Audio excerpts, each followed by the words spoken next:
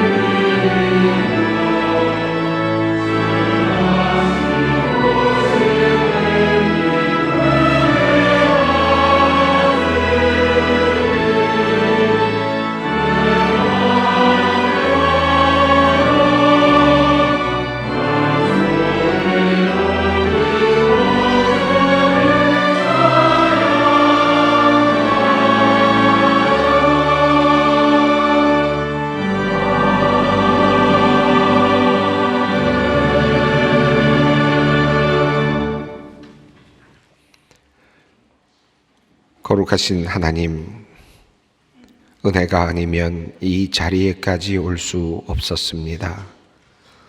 주님께서 불러주시지 않았다면 여기에 있을 수 없습니다. 과거 우리의 모든 죄를 용서하시고 오늘 우리의 부족함도 용납하시며 미래 우리의 실수까지도 받아주실 주님께 감사와 찬송을 올려드립니다. 그 크신 사랑에 의지하여 돌아오는 탕자의 심정으로 감히 주님께 오늘도 참회의 기도를 드립니다. 좁은 생각과 불신앙의 마음으로 하나님의 뜻을 따라 살지 못한 우리를 용서하여 주시옵소서. 하나님의 능력과 주시는 힘으로 살아가야 할 우리가 세상의 힘과 위용에 눌려 땅의 것만 찾으며 살아온 것을 용서하여 주시옵소서. 세상의 빛과 소금이 되라고 부탁하신 그 말씀대로 살지 못하고 도리어 세상 사람들에게 걱정거리가 되고 비난거리가 되므로 하나님의 마음을 아프게 하고 주님의 이름을 영화롭게 하지 못한 죄를 용서하여 주시옵소서. 거짓을 말함으로, 쉽게 정죄함으로, 시기함으로, 불평함으로, 알지 못하고 말함으로 우리 공동체를 망가뜨리고 주님의 교회를 든든히 세우지 못한 우리를 용서하여 주시옵소서. 늘 회개한다 하면서도 회개에 합당한 열매를 맺지 못하는 우리를 긍휼히 여겨 주시옵소서. 지금은 하나님과 나만이 아는 죄를 생각하며 묵묵히 참회의 기도를 드립니다. 그리스도께서 하나님 곧 우리 아버지의 뜻을 따라 이 악한 세대에서 우리를 건지시려고 우리 죄를 대속하기 위하여 자기 몸을 주셨으니 영광이 그에게 세세토록 있을지어다. 그러므로 주 예수 그리스도 안에 있는 자에게 결코 정죄함이 없느니라. 아멘.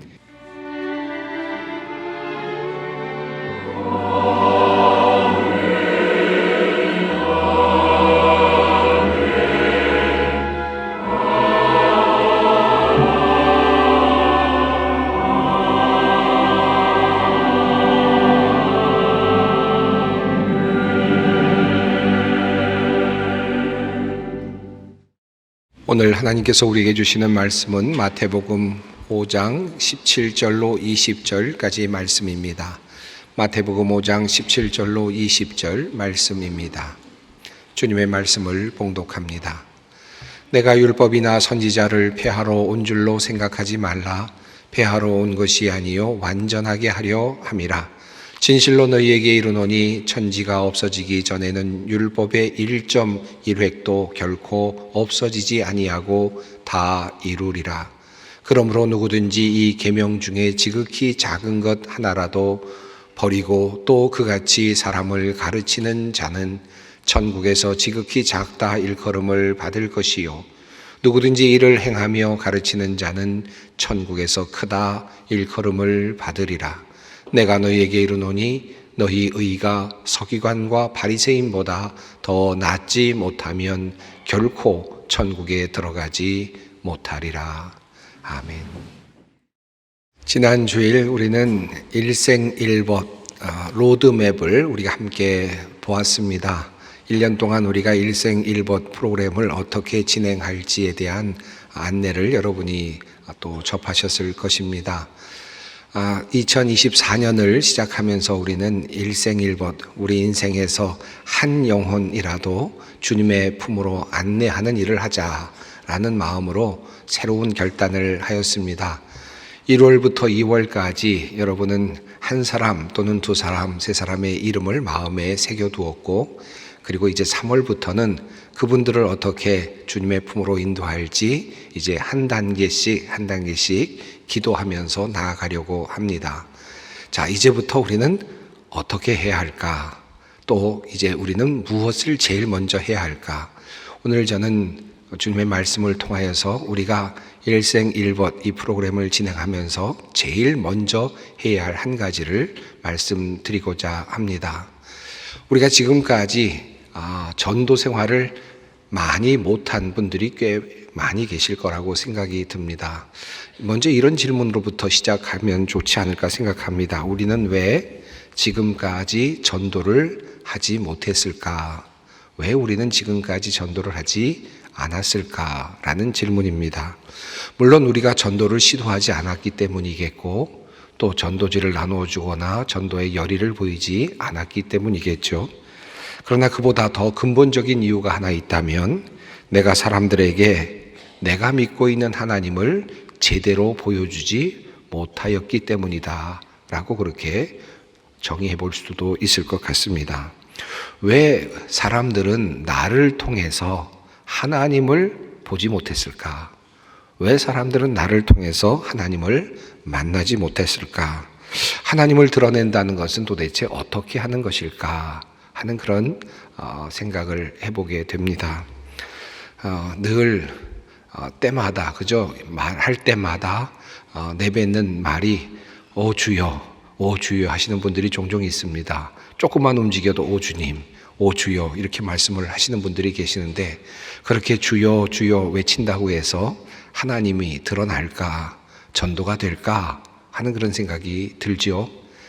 어떨 때 제가 어느 길에 서서 어떤 줄을 섰던 적이 있었는데, 줄을 서서 이제 차례를 기다리고 있는데 저 앞에 어느 성도님이었던 것 같은데, 성도님께서 저를 보시고는 큰 소리로 부르셨습니다. 목사님 일로 오십시오. 이 앞에 자리에 서십시오. 그러셨는데 얼마나 민망하든지 산 위의 동네가 숨기우지 못할 거라고 생각되는 말씀이 있는데 목사인 제가 산 위에 숨기워지지 못한 상태가 되었습니다. 정말 난감한 그런 일도 있었는데 그렇게 한다고 해서 우리가 집사님, 장로님, 권사님을 소리내어 부른다고 해서 진정 그리스도인의 모습이 잘 드러날까, 교회의 모습이 잘 드러날까, 전도가 될까 하는 그런 생각을 해보게 됩니다. 오늘 본문 말씀은 산상수훈의 말씀입니다. 여러분이 너무나도 잘 알고 계시는 말씀인데 오늘 우리는 이 말씀을 통해서 우리가 왜 하나님의 빛으로 세상에 비춰지지 못했을까? 우리는 왜 전도하지 못했을까? 그리고 전도를 한다는 것은 어떻게 사는 것인가? 어떻게 하는 것인가? 하는 것에 대해서 함께 생각을 해보고자 합니다. 여러분 산상수훈 많이 읽어보셨고 아실 텐데요. 그 처음이 어떻게 시작이 됩니까? 심령이 가난한 자는 복이 있나니 천국이 그들의 것이며 라는 말씀으로 시작되죠. 너무 멋진 웅장한 마치 큰 아주 멋진 음악 같은 그런 장엄한 곡이 흘러나오는 것 같은 그런 모습으로 시작이 됩니다. 심령이 가난한 자는 복이 있나니 천국이 저들의 것이며 이 말씀은 이어서 8가지 복으로 이어집니다. 한 가지씩 이어지게 되죠. 그리고 아주 멋진 하나의 그림을 그려줍니다. 우리는 그것을 팔복이라고 그렇게 말하고 있습니다. 많은 분들이 산상수훈하면 팔복의 말씀으로 그렇게 이해를 하십니다. 산상수훈은 팔복의 말씀이다 라고 그렇게 동일하게 이해를 하시는 분들도 꽤 많이 있습니다만은 산상수훈의 말씀은 팔복의 말씀보다 훨씬 더 긴 말씀입니다. 마태복음 5장 부터 시작해서 6장, 7장에 이르는 3장에 걸쳐서 예수님께서 말씀하신 긴 내용의 강론의 말씀을 우리는 산상수훈의 말씀이라고 말합니다.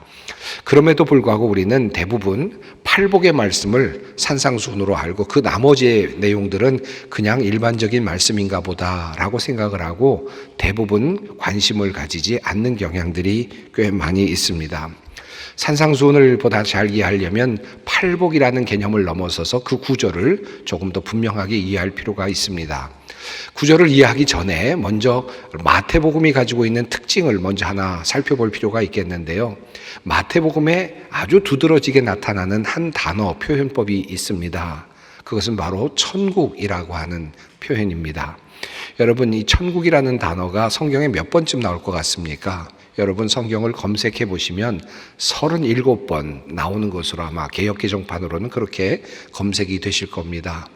그 중에 37번 천국이라는 말이 나오는데 그 중에서 36번이 마태복음에만 나옵니다. 그러니까 거의 천국이라는 말은 마태복음에만 나오고 있다 해도 과언이 아니겠습니다. 한마디로 말하면 마태복음은 천국이라고 하는 개념을 가지고 1장부터 마지막까지 이어가면서 우리들에게 메시지를 전해주고 있는 그런 복음서라고 말씀할 수 있겠습니다. 이 헬라어로는 바실리아톤 우라논이라고 하는 그런 표현으로 되어 있습니다. 천국, 하늘나라라고 하는 그런 의미로 사용이 됩니다. 마태복음에 두드러진 표현법이죠. 다른 표현법이 있는데 그럼 다른 곳에서는 어떻게 사용되었는가? 천국이 그것밖에 없나? 라고 생각이 드는데 그런 정도 숫자밖에 안 되나 생각이 드시겠지만 다른 복음서, 마가, 누가, 요한이나 또는 다른 서신서 등에서는 다른 표현법이 사용되고 있습니다. 그것은 바로 하나님의 나라라고 하는 단어인데요. 바실리안 투 데우라고 하는 표현법으로 사용이 되고 있습니다. 그러니까 이 천국이라는 단어는 마태복음에서만 두드러지게 사용되면서 그 의미를 부여하고 있는 특별한 사용법이다라고 말할 수 있겠습니다. 그러니까 이 천국이라는 단어가 있는 곳들을 잘 확인하고 또 점검하면 마태복음을 보다도 쉽게 그리고 의미 있게 읽을 수 있다라는 뜻이 되겠습니다. 그렇다면 산상수훈에는 이 천국이라는 단어가 몇 번쯤 나올까요? 집중적으로 나오는 3번의 연속적인 내용이 오늘 본문 속에 들어 있습니다만은 6번의 천국이라는 단어가 사용되고 있음을 우리가 확인할 수 있습니다. 우선 첫 번째로 산상수훈을 열면서 첫 번째로 주님께서 하시는 말씀 중에 천국에 대한 말씀이 있죠. 조금 전에 읽어드렸습니다마는 심령이 가난한 자는 복이 있나니 천국이 그들의 것이며 것이미요 라고 이렇게 시작이 됩니다. 천국에 대한 이야기가 첫 번째로 등장하고 심령이 가난한 사람이 천국을 가질 수 있다, 천국에 들어갈 수 있다라고 이렇게 이야기를 합니다. 그런데 이 8복, 8가지 복을 쭉 나열을 하는데 8번째 복을 말하면서 또 성경은 다시 한번 천국에 대해서 이야기를 합니다. 의를 위하여 박해를 받는 자는 복이 있나니 천국이 그들의 것임이라. 이렇게 되어 있습니다. 그러니까 한마디로 말하면 천국이라는 단어가 8복을 감싸고 있는 구조를 가지고 있죠. 왜 2번 반복되었나 라고 생각을 하시겠지만 그것은 그냥 반복이 아니라 전체를 감싸고 있는 아우르는 개념이라고 할 수 있겠습니다. 8복에 있는 내용은 다 천국과 관련이 있다라고 하는 그런 뜻이겠습니다. 첫째 복도, 둘째 복도, 셋째도 마찬가지입니다. 전체를 감싸고 있는 것이 바로 천국이라고 하는 개념입니다. 그리고 그 다음에 바로 이어지는 내용의 말씀이 있는데 너희는 세상의 빛이다, 너희는 세상의 소금이다 라고 하는 주님의 말씀이 이어집니다. 그리고 그 다음에 또 이야기가 전개되죠. 그리고 맨 마지막 이 산상수훈의 맨 마지막 부분에 또다시 천국과 관련된 내용이 나옵니다. 이렇게 되어 있습니다. 나더러 주여 주여 하는 자마다 다 천국에 들어갈 것이 아니요 다만 하늘에 계신 내 아버지의 뜻대로 행하는 자라야 들어가리라. 이렇게 되어 있습니다. 여기에 보면 천국에 누가 들어가는가 라고 하는 내용이 나오는데 하나님의 말씀을 따라서 하나님의 아버지의 뜻대로 행하는 자가 천국에 들어간다. 이렇게 되어 있습니다. 조금 전에 제가 너희는 세상의 소금이고 너희는 세상의 빛이다 라는 말씀이 있다고 했는데 그 다음에 바로 이어지는 내용이 바로 행함과 관련되어 있는 내용입니다. 너희는 세상의 빛이다 라고 말씀하신 다음부터 이어지는 내용, 특별히 5장 16절은 이렇게 되어 있습니다. 이같이 너희 빛이 사람 앞에 비치게 하여 그들로 너희 착한 행실을 보고 하늘에 계신 너희 아버지께 영광을 돌리게 하라 라고 되어 있습니다. 자, 그러면 구조를 한번 조금 어렵지만 한번 살펴보겠습니다.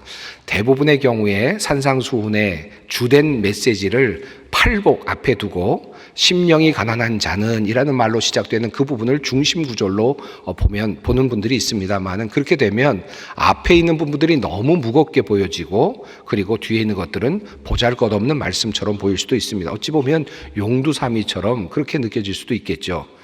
이 산상수훈을 보는 중요한 또 다른 방법 중에 하나는 너희는 세상의 빛이다 라는 말씀을 중심되는 구절로 보는 것입니다. 이 말씀의 이 메시지의 핵심적인 구절로 봅니다.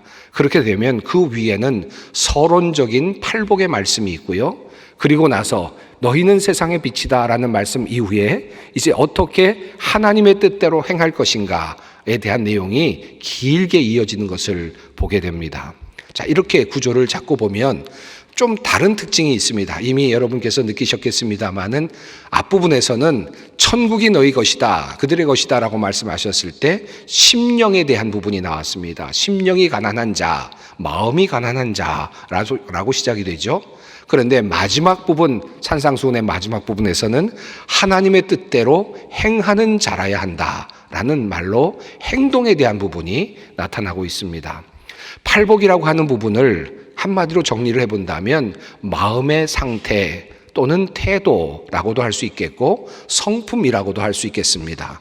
자, 빛으로 사는 방식, 빛으로 나타나는 방식의 성품은 어떤 성품이어야 되는가? 마음이 가난해야 되고 청결해야 되고 온유해야 되고 이것이 세상의 빛으로 드러나는 성품이다. 우리가 세상의 빛으로 드러날 때 이런 성품을 가지고 있어야 한다라는 말씀이고요. 그리고 이어지는 이후의 말씀들은 이제 그러면 어떻게 살아야 세상의 빛으로 살 수 있는가에 대한 이어지는 말씀이라고 할 수 있겠습니다. 자, 이렇게 이어지는 이 말씀의 맨 앞부분에 오늘 본문 말씀이 자리하고 있습니다. 너희는 세상의 빛이다 라는 말씀 바로 뒤에 예수님께서 이제 율법에 대해서 말씀을 하시는 내용이 나옵니다. 예수님께서 율법에 대해서 이렇게 말씀하시죠. 내가 율법을 폐하러 온 것이 아니다, 완전하게 하려고 왔다라고 말씀하시면서 이제 말씀을 이어가십니다. 그러므로 누구든지 이 계명 중에 지극히 작은 것 하나라도 버리고 또 그같이 사람을 가르치는 자는 천국에서 지극히 작다 일컬음을 받을 것이요 누구든지 이를 행하며 가르치는 자는 천국에서 크다 일컬음을 받으리라. 내가 너희에게 이르노니 너희 의가 서기관과 바리새인보다 더 낫지 못하면 결코 천국에 들어가지 못하리라. 산상수훈 말씀 중에 천국이라는 단어가 3번 연속적으로 들어가고 있는 본문 말씀이 이곳입니다. 자, 여기에서 예수님께서는 이제 천국에 어떤 사람이 들어갈 수 있느냐라는 것을 말씀하시는데 율법과 연결해서 말씀하십니다. 예수님께서 이 땅에 오셔서 자신의 보혈을 내어주시고 십자가에 달려 돌아가시고 죽으시죠. 모든 사람들을 위하여 죽으셨습니다. 믿는 자는 구원을 얻지요. 그럼에도 불구하고 예수님께서는 말씀하십니다. 내가 율법을 없애려고 온 것은 아니다. 율법을 폐하려고 온 것이 아니라 율법을 도리어 완전하게 하려고 왔다라는 말씀을 하셨습니다. 예를 들어서 예수님께서는 이제 내가 모든 것을 구원해 주니 너희는 이제 율법을 지킬 필요가 없다라고 말씀하실 수도 있는 부분이었는데 예수님께서는 그렇게 말씀하지 아니하시고 율법을 잘 지켜야 된다. 도리어 율법을 온전하게 하기 위해서 내가 왔다라고 그렇게 말씀하십니다. 한 걸음 더 나아가서 예수님께서는 너희들이 율법을 지키는 것을 서기관들이나 바리새인들보다 더 잘 지키지 않으면 너희는 천국에 들어갈 수 없다라고까지 강하게 말씀을 하고 계십니다. 자, 그러면 율법은 지켜야 된다는 말씀이시죠. 구원 이후에도 율법은 지켜져야 된다는 말씀입니다. 어느 정도로 율법을 지켜야 되는가? 산상수훈의 말씀 속에 나타난 율법을 지키는 방법에 대한 내용은 참으로 아주 강력한 그런 메시지를 담고 있습니다. 주님께서 말씀하시지 않습니까? 누구든지 살인을 하면 심판을 받는다라고 말했지만 나는 너희에게 이르노니 형제에게 노하는 자마다 심판을 받았다. 간음하지 말라 하는 말을 너희가 들었다 하지만 나는 너희에게 이르노니 음욕을 품고 상대를 보는 자마다 이미 마음에 간음하였다. 율법을 지켜야 되는데 이제 그냥 율법을 자꾸로 지키는 것이 아니라 율법을 정신으로 지켜야 된다라는 아주 강력한 메시지를 주님께서 말씀을 하십니다. 그냥 지키는 정도가 아니라 완전하게 지켜야 된다라고 하는 말씀이죠. 그리고 이어서 원수 사랑에 대한 말씀을 이어가셨습니다. 나는 너희에게 이르노니 너희 원수를 사랑하며 너희를 박해하는 자를 위하여 기도하라. 원수까지도 사랑해야 된다라고 하는 그런 말씀을 하시죠. 그리고 또 말씀하십니다. 그러므로 하늘에 계신 너희 아버지의 온전하심과 같이 너희도 온전하라. 아주 끝까지 예수님께서 말씀하신 그 마지막 부분에서는 너희가 하나님처럼 완전해야 된다. 그 정도로 율법을 지켜야 된다. 율법의 정신으로 들어가서 그 말씀을 완전하게 지켜낼 수 있어야 한다라고 그렇게 말씀합니다. 그리고 이어서 구체적인 온전하게 지켜나가는 방식에 대한 말씀을 하시는데요. 구제를 할 때 어떻게 할 것인가? 구제를 할 때 사람들이 보지 않게 은밀하게 구제를 하라고 가르치시죠. 또 기도할 때나 또는 예배를 드릴 때나 외식하지 말라라고 또 가르치십니다. 또 항상 주님 앞에 기도해야 된다라고 말씀하시면서 기도하는 법까지 가르쳐 주십니다.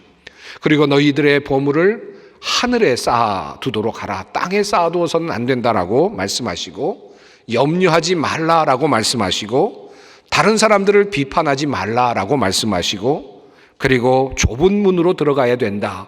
세상 사람들이 사는 길과 다른 길을 가야 된다라고 말씀하십니다. 그리고 아름다운 의의 열매를 맺으라고 말씀을 하십니다. 자, 이것이 예수님께서 말씀하시는 내용입니다. 산상수훈의 내용입니다. 다시 앞으로 돌아가서 이 모든 말씀을 너희는 세상의 빛이다 라는 말씀을 중심으로 해서 해석을 해본다면 어떻게 해석할 수 있겠습니까? 너희가 세상의 빛이 되어야 하는데 빛으로 산다는 것은 어떻게 사는 것인가? 팔복에 있는 말씀과 똑같은 말씀. 너희는 심령이 가난하게 살아야 빛이 된다. 너희는 애통하며 살아야 빛이 되는 것이다. 너희는 온유하게 살고 의에 줄이고 살고 그리고 긍휼히 여기며 살아야 너희는 세상의 빛이 되는 것이다. 너희는 마음이 청결해야만 세상의 빛이 될 수 있다. 너희는 세상에 화평케 하는 존재가 되어야만 세상의 빛이 될 수 있다. 의를 위하여 줄이고 목마를 때 그 사람이 바로 애쓸 때 그 사람이 세상의 빛이 될 것이다 라고 말씀을 하시죠. 또 더 나아가서 율법에 있는 모든 말씀을 하나도 어기지 아니하고 보다 더 적극적으로 해석해서 그 말씀을 삶으로 적용하며 살아가는 것이 이 세상의 빛으로 살아가는 것이다. 구제도 은밀하게 하고 외식을 하지 아니하고 기도하고 그리고 보물을 하늘나라에 쌓아둔 일을 애쓰고 염려하지 아니하고 비판받지 아니하고 비판하지 아니하고 좁은 문으로 가는 것, 그것이 바로 이 세상의 빛으로 사는 길이다 라는 말씀을 하시는 것입니다.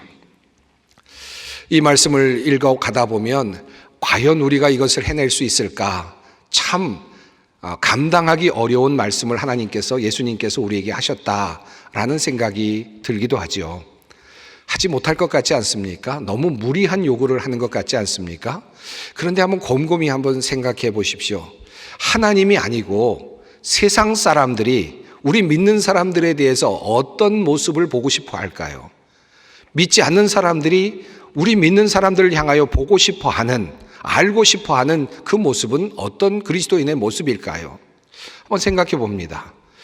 믿지 않는 사람들이 그리스도인들을 생각할 때 이런 생각을 할지 모르겠습니다. 그들은 그래도 우리와는 좀 다르겠지. 삶의 방향성도 좀 다르겠지. 우리는 욕심스럽게 무엇인가를 가지려고 하고 욕심을 내지만, 그러나 믿는 사람들은 그런 것들을 버릴 줄도 알고 비울 줄도 좀 아는 그런 사람들이겠지. 그들은 적어도 우리처럼 화를 내거나 하지 않겠지. 온유하고 겸손하겠지. 그런 사람들이니까 믿는다고 하겠지. 우리와는 정말 다른 사람이 아닐까? 이런 생각을 하지 않겠습니까? 세상 사람들은 우리를 보면서 그들은 아마도 심령이 가난할 거야 라고 생각할 것이고 기대할 것입니다. 그들은 아마도 온유할 거야. 그들은 마음이 청결할 거야. 그들이 믿는 사람들이라면 그들은 어려운 사람들과 함께 울어주는 사람일 거야. 그들은 의에 줄인 사람들이고 의와 함께 가는 사람들일 거야. 아마 이런 기대를 할 것입니다. 더 나아가서 그들은 이 세상을 살아가면서 적어도 그리스도인들이라면 욕심 부리지 않겠지. 염려하지 않겠지. 믿는 사람들이니까 담대하게 살겠지. 자신 있게 살겠지. 구제하며 살겠지. 그리고 또 솔직하게 살아가겠지. 그러니까 이 모든 말씀은, 산상수훈에 있는 모든 말씀은 너희가 세상의 빛이라는 이 주님의 말씀의 그 강한 주님의 요구사항처럼 보이는 이 모든 것들은 이미 세상 사람들이 우리 그리스도인들을 향해서 보고 싶어하는 그런 모습이라고 할 수 있을 것입니다. 자, 그런데 주님께서 바로 그것을 우리에게 요구하시는 것입니다. 자, 빛으로 산다는 것은 어떻게 하는 것이냐? 세상의 빛이 된다는 것은 이렇게 사는 것이다 라는 말씀을 우리에게 해 주신 것입니다. 참으로 흥미롭게도 예수님께서는 이 율법의 문제를 이야기하시면서 율법을 구원의 문제와 연결시키지는 않으셨습니다. 율법을 지키지 않으면 구원을 받을 수 없다라고 말씀을 하지는 않으셨어요. 그것은 바로 이 구원이 믿음으로부터 옴을 이미 알고 계시고 또 말씀하시기 때문일 겁니다. 우리는 믿음으로 구원을 얻죠. 예수 그리스도의 보혈을 의지하고 예수 그리스도의 십자가를 의지하고 예수 그리스도의 부활을 믿습니다. 그 믿음으로 우리는 하나님의 자녀가 되고 구원을 얻습니다. 그리고 우리는 천국을 선물로 받을 것입니다. 자, 그런데 예수님께서는 말씀하십니다. 그러므로 누구든지 이 계명 중에 지극히 작은 것 하나라도 버리고 또 그같이 사람을 가르치는 자는 천국에서 지극히 작다 일컬음을 받을 것이요 누구든지 이를 행하며 가르치는 자는 천국에서 크다 일컬음을 받으리라. 이 말씀이 참 의미가 있습니다. 천국에 들어가기는 들어가는데, 그런데 세상에 빛이 되지 못한 사람들은, 세상에 빛이 되지 못해서 사람들에게 비추어지지 못한 사람들은 부끄러운 구원을 받게 될 것이다. 자기 혼자만 구원받는 작은 자가 될 것이다 라고 하는 말씀이죠. 자, 그런데도 불구하고 율법을 지키고 또 율법을 그 정신을 따라서 지켜내고 그리고 세상의 빛으로 드러나고 심령이 가난한 모습을 드러내고 애통하는 모습을 드러내고 온유한 모습을 드러내서 하나님을 보여줄 수 있는 사람들은 천국에서 큰 자가 될 것이다 라고 그렇게 말씀하고 있습니다. 착한 행실이 하나님께 영광을 돌리게 된다라는 말씀입니다. 자, 그렇다면 우리는 과연 지금까지 하나님께 영광을 돌리는 삶을 살아왔습니까? 빛의 직분을 감당했습니까? 빛으로 살아왔습니까? 너희는 세상의 빛이다 라는 말씀을 들었을 때 그래 우리는 빛이다, 빛인가 보다 라고 생각을 했을지 모르지만 산상수훈에 있는 말씀을 우리에게 적용해서 빛의 모습을 본다면 과연 우리는 빛이었습니까? 과연 우리는 빛으로 살았습니까? 제가 과거에 경험했던 이야기를 종종 드리는 그런 예화가 있습니다만은 그것은 저에게는 굉장히 중요한 경험이었고 또 충격적인 경험이었기 때문에 자주 말씀을 드릴 수도 있을 것 같습니다. 제가 신학교 시절에 종종 기도원에 올라가서 일주일 정도 이렇게 기도를 하고 집회를 마치고 내려왔던 그런 경험들이 꽤 많이 있습니다. 전에는 그렇게 기도원 애들 많이 올라갔죠. 또 특별히 올라가서 한 주간의 특별한 부흥 집회 같은 것들을 하고 이렇게 내려오는 경우들이 있었죠. 제가 신학교 다닐 때도 부흥 집회 올라가서 기도원에 올라가서 열심히 기도하고 또 은혜도 받고 그렇게 내려오던 적이 있었습니다. 근데 저에게는 참 충격적인 경험이 한 번 있었는데 사실은 한 번은 아니었죠. 여러 번 있었다고 할 수도 있겠습니다. 기도원에서 이제 산에서 내려오면 이제 버스를 타는 데까지 오게 됩니다. 버스 정거장이 있는데 거기는 거의 종점 같은 곳이죠. 시골이겠죠, 당연히. 그런 곳에 버스가 띄엄띄엄 오지 않겠습니까? 많은 사람들이 기도원에서 내려와서는 버스가 오기를 기다렸다가 버스를 타는데 정말 버스가 오자마자 올라타는데 아비규환입니다. 서로 빨리 타려고 올라타려고 자리 잡으려고 뛰어 올라가는데 그 모습을 보면서 제가 뒤에서 멀찌감치 보면서 제 어린 마음에 야, 이게 그리스도인의 모습일까? 그리고 이것이 기도원에 와서 일주일 동안 기도하고 나가는 사람의 모습일까? 은혜 받았다는 사람의 모습일까? 크리스찬의 모습일까? 이런 생각을 하면서 충격을 받았던 적이 있습니다. 그 이후에도 비슷한 모습, 사실은 기도원은 아니지만 여러 곳에서 비슷한 모습을 목격하고 또 볼 때마다 마음이 참 무너지는 경험을 하고 나였습니다. 이민교회에서 어느 교회에서 교인들이 모여서 많은 고민을 했습니다. 우리는 교회를 열심히 나오는데 우리 자녀들이 교회에 나오지 않는다. 왜 우리 자녀들이 교회에 나오지 않을까? 설랑설레 이런저런 회의를 하다가 어떻게 하면 우리 자녀들을 교회에 나오게 할 수 있을지 그 방법을 찾기 위해서 우리 자녀들, 특별히 교회 잘 안 나오는 아이들 특별하게 좀 강사로라도 모셔서 함께 토론이라도 좀 하자 해서 안 나오는 아이들을 데리고 와서 청년들이겠죠. 교회 와서 이야기를 나누고 토론을 한 적이 있었습니다. 실제로 있었던 이야기라고 합니다. 아이들이 별로 얘기하려고 하지 않았겠죠. 청년들이 무슨 얘기를 하려고 했겠습니까? 그런데 어느 한 청년이 마지막 즈음에 솔직한 자기의 마음을 전했다고 합니다. 그는 이렇게 이야기를 합니다. 자기가 어렸을 때 저는 어머니, 아버니와 함께 차에 실려서 교회에 왔다가 갔다 했습니다. 주일학교 시절에 그렇게 왔다 갔다 하면서 교회를 들락날락 했습니다. 그런데 그때 교회 올 때마다 내가 들었던 것은 교회 갈 때마다 싸우는 엄마 아빠의 목소리였습니다. 그리고 또 교회에서 나올 때는 교회를 욕하는 이야기, 또는 사람들과 싸웠던 이야기, 장로님들과 싸웠던 이야기, 또 교회 모든 사람들과 문제됐던 이야기들, 불평과 불만들 뿐이었습니다. 저는 그 이야기를 들으면서 살았습니다. 제가 어려서 그것을 들었는데 이제 드디어 제가 스스로 결정할 나이가 되었습니다. 그런데 제가 왜 그 같은 교회에 나가야 됩니까? 제가 왜 그와 비슷한 신앙을 가져야 됩니까? 왜 내가 그 어머니의 신앙을 가져야만 된다고 말씀하십니까? 여러분, 이것이 우리들의 모습 아닙니까? 너희는 세상의 빛이다 주님 말씀하셨는데 우리는 빛처럼 살지 못하였습니다. 오늘 주님께서 우리에게 말씀하시는 겁니다. 주님께서 말씀하시죠. 특별히 마태복음은 회개하라, 천국이 가까웠다. 천국과 관련해서 세례 요한의 음성으로 이렇게 말씀하시죠. 회개하라, 천국이 가까이 왔느니라. 예수님께서도 말씀하셨습니다. 예수께서 비로소 전파하여 이르시되 회개하라, 천국이 가까이 왔느니라. 천국이 가까이 왔다. 우리가 제일 먼저 해야 할 일은 회개입니다. 사랑하는 성도 여러분, 이제 우리가 일생일벗이라고 하는 특별한 이제 과제를 붙잡고 있습니다. 우리가 제일 먼저 해야 될 일이 뭘까요? 편지 쓰는 것도 아니고 음식 장만하는 것도 아니고 뭐 다른 프로그램 장만하는 것도 아니고 제일 중요한 것은 나 자신을 돌아보는 겁니다. 그리고 나의 모습 안에서 부족했던 모습들을 다시 찾아보고 그리고 주님 앞에 회개하는 것입니다. 그때 우리는 전도자가 될 것이고 세상의 빛이 될 것입니다. 일생일벗, 우리가 첫 번째 단계 우리가 해야 될 말씀을 드렸습니다. 회개함으로 진정한 세상의 빛으로 나갈 수 있는 우리 모두가 되기를 간절히 소망합니다. 기도하겠습니다. 사랑의 하나님, 우리에게 빛이 되라 말씀하셨지만 우리는 주님께 영광을 드리는 빛이 되지 못하였고 도리어 우리의 부족함으로 주님의 이름에 합당한 영광을 올려드리지 못하는 사람이 되고 말았습니다. 이 시간 우리의 부족과 죄를 회개합니다. 나의 가족들에게 신앙의 모범이 되지 못하고 나의 주변 사람들에게 하나님을 증언할 만한 삶을 살지 못한 우리를 용서하여 주시옵소서.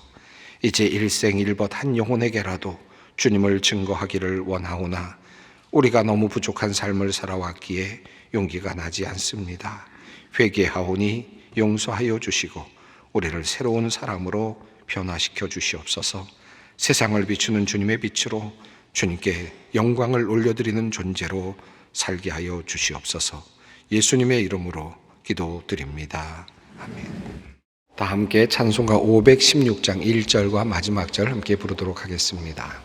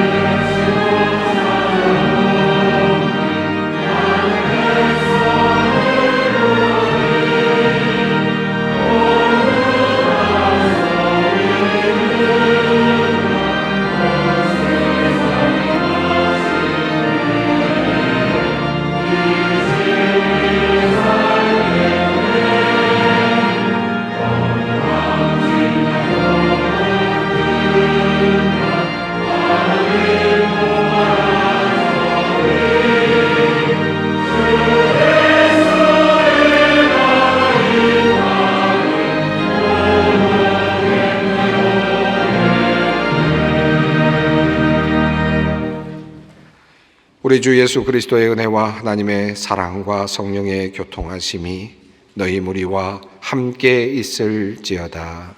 아멘.